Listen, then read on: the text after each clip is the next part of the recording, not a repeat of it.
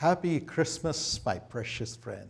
मेरे बहुमूल्य दोस्तों, क्रिसमस बहुत बहुत मुबारक हो। May God bless you according to this promise in Isaiah 9:6.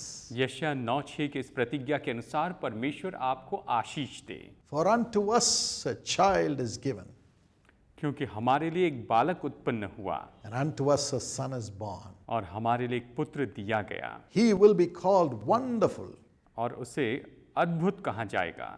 Counselor, उसको अद्भुत युक्ति करने वाला, Mighty God, पराक्रमी परमेश्वर, Everlasting Father, अनंत काल का पिता Prince of Peace. और शांति का राजकुमार कहा जाएगा। Yes, the nature of the Lord Jesus Christ was determined by the Almighty God hundreds of years before. Why? Even before the foundation of the world. यीशु मसीह का जो स्वभाव है वो तो यीशु मसीह के इस पृथ्वी पर जन्म लेने के सैकड़ों सैकड़ों साल पहले, यहाँ तक कि जगत की उत्पत्ति के पहले से उसका स्वभाव परमेश्वर ने निश्चित किया था। Yes, Psalm 139 and verse 14 says, वचन संहिता 139 वचन 14 ये कहता है, He has wonderfully and fearfully created each one of us. उसने हम में से हर एक को बहुत ही अद्भुत रीति से और बहुत ही भयानक रूप से बनाया है। God values you. परमेश्वर ने आपको अद्भुत रीति से रचा है God values me. और प्रभु मेरा मूल्य जानते हैं। And He has sent us into the world with a purpose, the purpose of the Almighty God. और वो हमें संसार में सर्वशक्तिमान परमेश्वर के उद्देश्य के साथ में भेजते हैं। So everyone born in this world is fearfully and wonderfully made to fulfill the purpose of God. और हर एक व्यक्ति जो इस संसार में है वो तो बहुत ही भयानक रीति से या कहिए बहुत ही अद्भुत रीति से परमेश्वर के उद्देश्यों को पूरा करने के लिए बनाया गया है। And plans for our creation has already been made by God even before the foundation of the world. और सृष्टि की जो नींव है और सृष्टि की रचना के पहले या जगत की उत्पत्ति के पहले से इसके लिए सारी योजना बनाकर रखी गई है। And Jesus came into the world, shed His blood and paid the price for us to be formed into the image of God upon the earth. और यीशु मसीह इसीलिए आए, उसने अपना लहू इसलिए बहाया कि इस पृथ्वी के ऊपर हम परमेश्वर के स्वरूप में बनाए जाएं। And the Holy Spirit today breathes life into us and makes us to be born according to the purpose and the plan of God. और पवित्र आत्मा हमें जीवन फूंकते हैं ताकि हम परमेश्वर के उद्देश्य और उसकी योजना के अनुसार जन्म लें। It was so for Jesus too. यीशु मसीह के लिए भी बिल्कुल ऐसा ही था। And the Lord said, He shall be wonderful.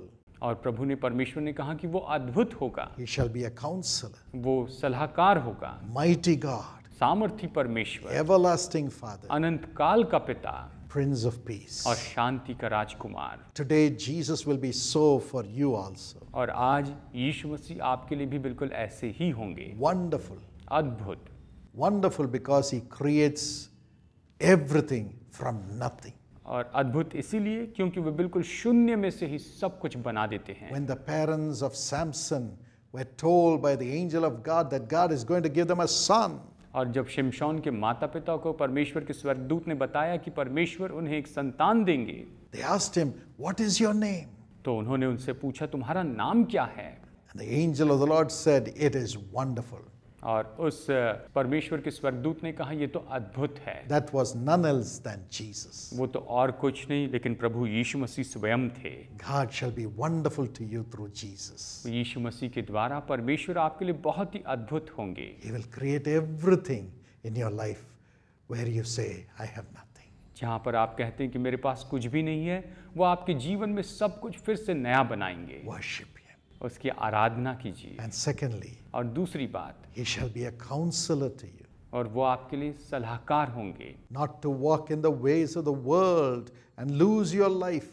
He gives you counsel to make you walk in the way of the Lord and be blessed. और इस संसार के मार्ग में चलकर अपने जीवन को खोने के बारे में नहीं, लेकिन परमेश्वर के मार्गों को में चलकर अपने जीवन में आशीष पाने की सलाह वो आपको देंगे। Psalm 32:8. भजन संहिता 32 वचन 8। He puts His eye upon you. वो अपनी दृष्टि आप पर लगाए रहते हैं। He guides you with His eye. वो अपनी आंखों से वो आपका मार्गदर्शन करते हैं And He counsels you और वो आपको सलाह देते हैं and leads you to the will of God.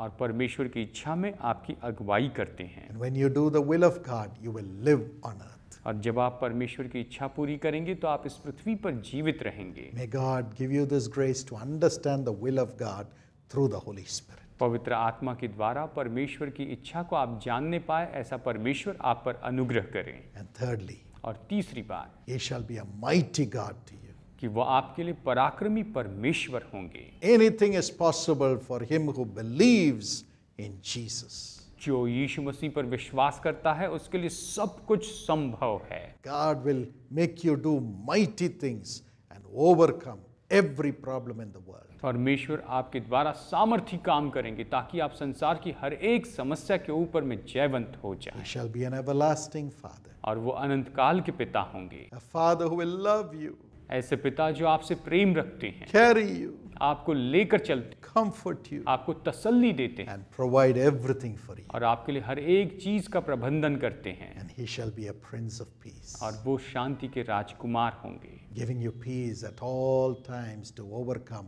every trouble and every oppression of the devil. हर एक शैतान की युक्ति, हर एक शैतान की परेशानी से हमेशा वो आपको छुड़ाते हैं। Peace overcomes every darkness. और शांति जो है वो तो हर एक अंधकार के ऊपर जयवंत हो जाती है। Jesus says, "My peace I give unto you." यीशु ने कहा, मैं अपनी शांति तुम्हें दिए जाता हूँ। God bless you. प्रभु आपको आशीष दे। Father, पिता, thank you because you are ours.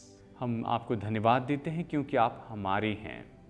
Rise up within us. आप हमारे अंदर उभर कर खड़े हो जाइए। Thank you for being born for us. हमारे लिए जन्म लेने के लिए आपका धन्यवाद। In Jesus' name. यीशु के नाम में Amen. Amen. Have a very wonderful and blessed Christmas. आपका क्रिसमस बहुत ही आशीषित और बहुत ही अद्भुत हो।